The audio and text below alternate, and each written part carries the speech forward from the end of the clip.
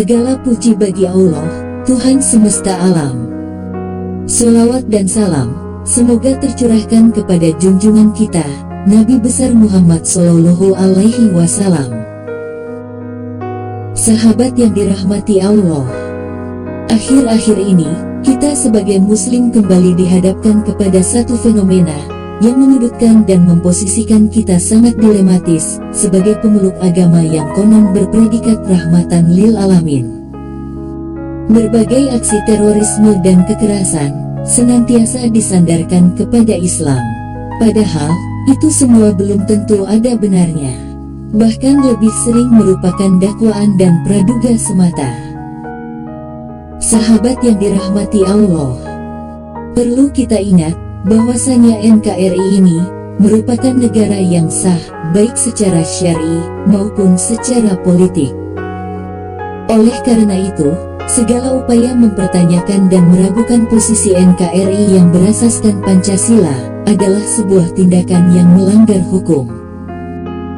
Sahabat yang dirahmati Allah, jihad secara istilah memang dapat diartikan sebagai perjuangan. Akan tetapi, tidak selamanya perjuangan itu identik dengan fisik. Karena dalam Islam, jihad dapat dikelompokkan menjadi 3 macam. Pertama, jihad jasmani. Jihad jasmani yaitu perjuangan fisik, seperti Perang Badar, Perang Indonesia melawan penjajahan Belanda, Perang Irak-Iran melawan sekutu, dan lain-lain. Jihad ini dikategorikan sebagai jihad asghar atau jihad kecil. Jihad yang kedua adalah jihad ruhani. Jihad ruhani yaitu memerangi hawa nafsu, seperti membersihkan hati dari syak atau keraguan kepada Allah, sombong, iri hati, zalim, ujub, dan lain-lainnya yang termasuk sifat-sifat tercela. Jihad ruhani ini dikategorikan sebagai jihad akbar atau jihad besar. Jihad yang ketiga adalah jihad akbarul akbar atau jihad gayatul akbar, yaitu perpaduan antara perjuangan jasmani dan ruhani, seperti mengajar, membangun masjid, membangun madrasah, tempat-tempat ibadah, dan lain-lain. Jihad ini dikategorikan sebagai perjuangan yang paling besar atau puncak jihad. Sahabat yang dirahmati Allah, jihad nomor 1 di atas yang disebut sebagai jihad jasmani di Indonesia sudah tidak berlaku lagi. Karena penjajah sudah tidak ada, sedangkan menjajah itu dilarang oleh Islam dan Dasar Negara Kesatuan Republik Indonesia, yaitu Undang-Undang Dasar 1945 dan Pancasila. Akan tetapi, kita wajib waspada atas serangan asing dan juga pemberontakan-pemberontakan.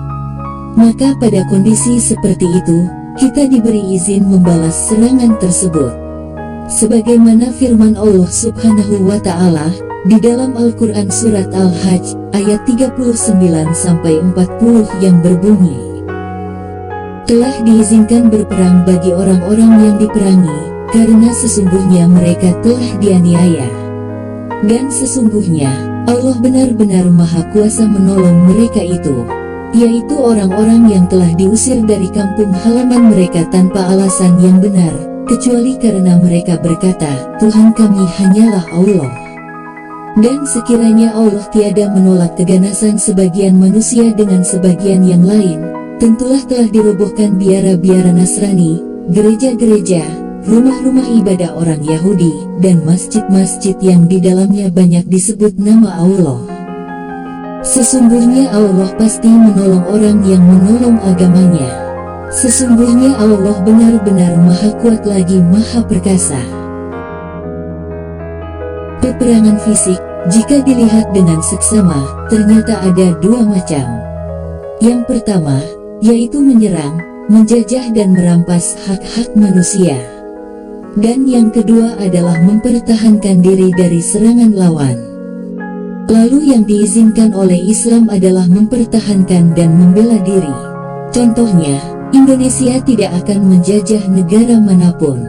Tapi Indonesia tidak akan pernah merelakan negara, rakyat, agama, hak-hak dasar dan kehormatannya dijajah oleh siapapun dan negara manapun. Dan bila itu terjadi, maka wajib hukumnya melakukan jihad fisik demi membela tanah air dan kehormatan NKRI. Untuk jihad yang kedua, yaitu jihad ruhani, akan berlaku terus sepanjang zaman. Karena tidak membutuhkan waktu dan tempat, di mana saja berada, umat Islam wajib memerangi hawa nafsu dan sifat-sifat yang jelek. Sahabat yang dirahmati Allah, untuk jihad yang ketiga, yaitu jihad jasmani dan rohani, adalah memerangi kebodohan, keterbelakangan, kebudayaan-kebudayaan amoral, ajaran-ajaran yang bertentangan dengan Islam, perang terhadap segala sesuatu yang menjurus kepada kekafiran atau perbuatan-perbuatan yang tidak diridhoi oleh Allah Subhanahu wa Ta'ala.